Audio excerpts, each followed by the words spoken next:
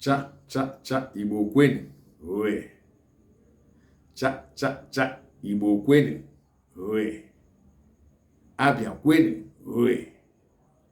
Anambra kwenu. Oe. Ebonyi kwenu. Oe. Enugu kwenu. Oe. Imo kwenu. Oe. Nigeria kwezuno. Iwaja.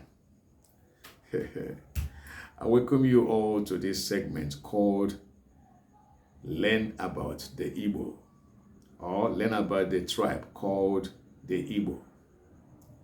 I'm your host, Mr. B.O., a full-fledged Igbo son and teacher of Igbo language, culture, and tradition.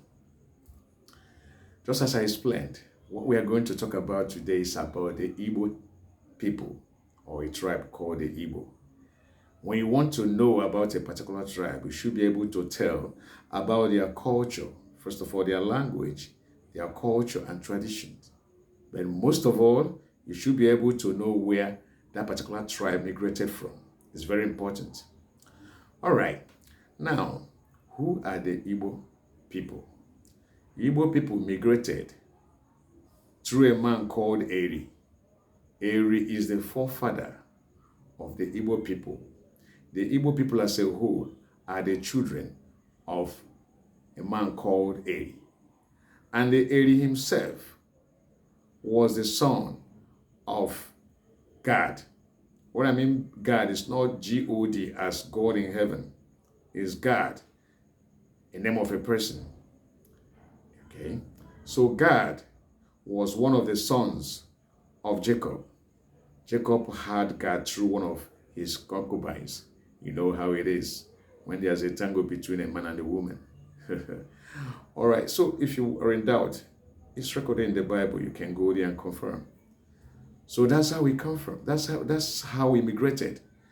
And the Eri people, the Eri children, have similar way of life or things we share in common with the Israelites. That is why they say Igbos are Israelites or the Jews. Let me name a few of the common things we share with the Israelites. First of all, it's about mourning of the dead. When someone dies, especially the man or the head of the house, the head of the family, the wife and the children are all dressed in black. In the Bible, when you want to talk about the Israelites, they call it sackcloth. So in Nigeria, the Igbo call it akwampe. Akwampe, what it means is mourning cloth. Akwampe, mourning cloth. The wife of the man who has died and the children will adorn themselves in such color of cloth to mourn their father and husband. All right. Now, another one is when a male child is giving birth in Igbo land, it takes 7 days after the child was born, a male child, to circumcise him. We don't miss circumcision. Once it's 7 days from the birth of that male child, the Igbo circumcise him. Then, in Israel, such a thing is also practiced there. Yes, it's practiced. Then, another one is farming. We respect yams, we respect some other crops. Then we have particular festivals we run for such crops. The Israelites do so as well. We respect farm boundaries. The Israelites do that as well. Then during yam festival, we roast yams and eat. People will gather together, then the roasted yams will be eaten. The Israelites do something similar to that as well. You know. Then there's something they call aro in Igbo. What aro means in English is abomination, taboo. Then when somebody commits an abomination, you know what it means. I understand you know what it means, I guess. Then that aro, you have to kind of do something to appease the land, to pacify the gods of the land. That pacification is called in Igbo, Ekwaru. Yes, it's called Ekwaru. You do that to cleanse whoever that has committed that abomination. In Israel, such is applicable as well. Now, the Eri, one of the sons of Eri, left Umeri, which is known as Umuleri in the present Anambra state and the present Nigeria, and went to a place called Igala in Kogi state. Igala is under a town called Eda in Kogi state. Under Eda, there's a place called Ogala Eri. I want to show you how the similarities these two other in the Igbos share with the Igala people as well, so that you'll be able to know what's on ground. Then we have Onogu, we have Onoja, we have Omi, and some other towns as well. These are children of Ogala Eri. These towns, they used to be names of people. Of course, when you hear a name of a town, let's say Oko. Oko used to be someone's name, the person who settled there and developed that place. So now you no longer say Oko is one person, rather Oko is a town.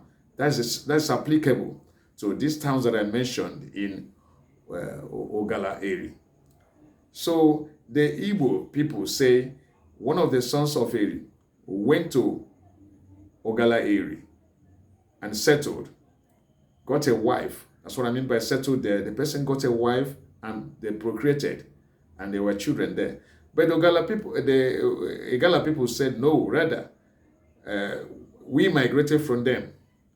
I think the reason is because there are some similarities in how we pronounce certain words. For example, Ewu is an Igbo language. Is the name of is a name of goat. When you hear goat, what the Igbo people generally call it is Ewu. Then what the Igbo people call nose is Imi, I-M-I.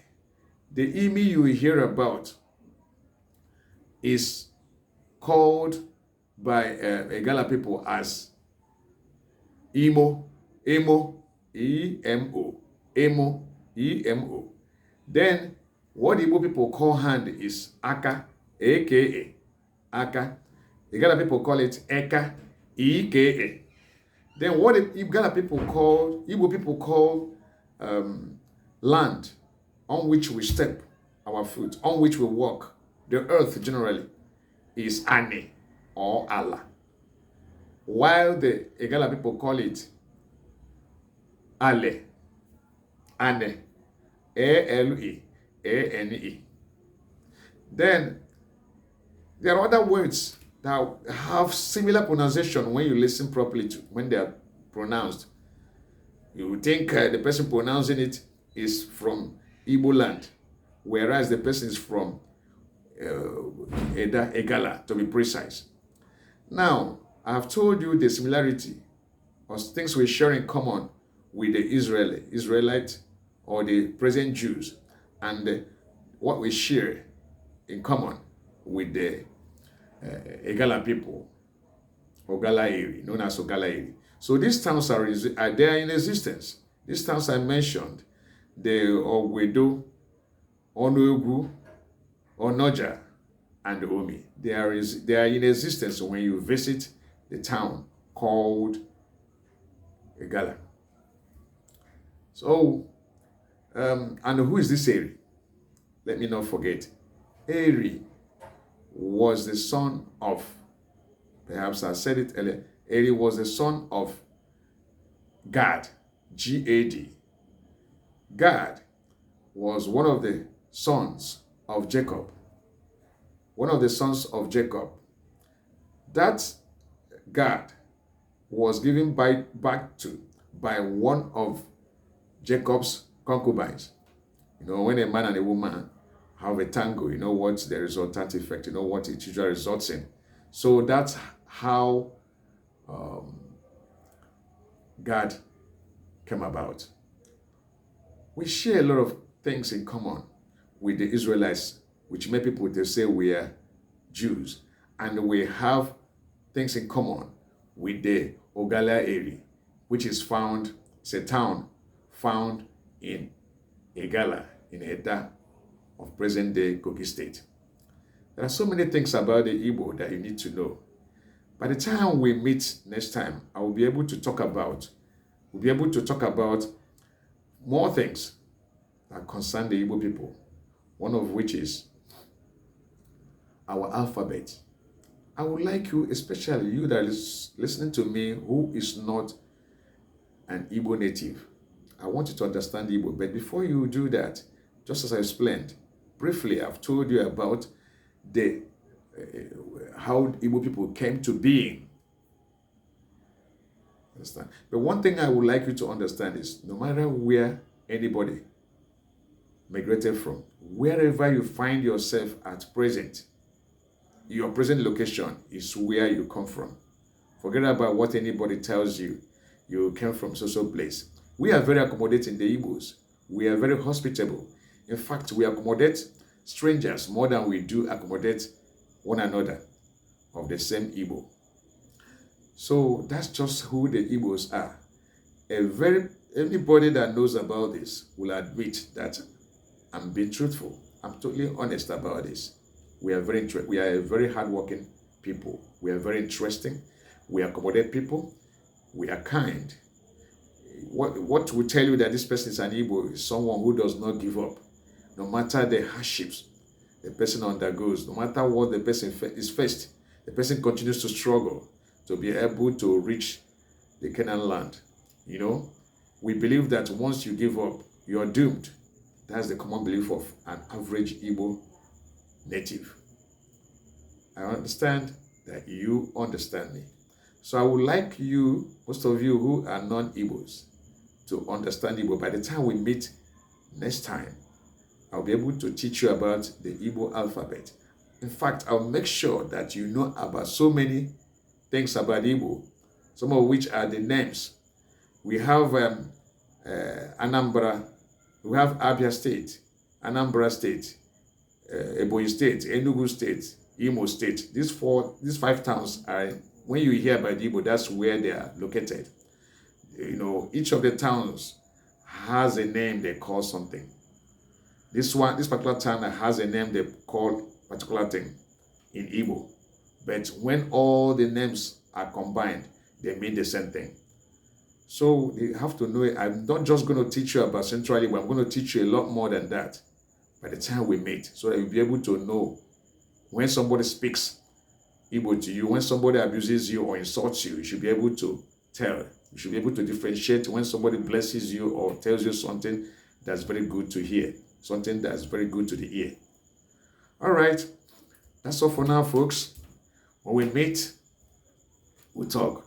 One Igbo adage says, on the day of hunting, we'll meet at the roots of grass cutters. Bye-bye.